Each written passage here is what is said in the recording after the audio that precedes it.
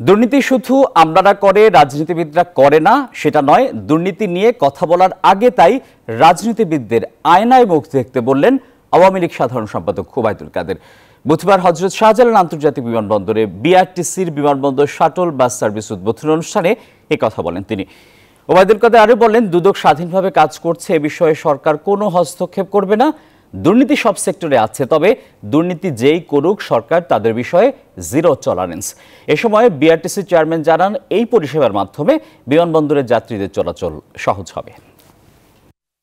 সরকারি কর্মকর্তারা করে, পলিটিশিয়ানরা করে না, এটাও তো বলা ঠিক নয়।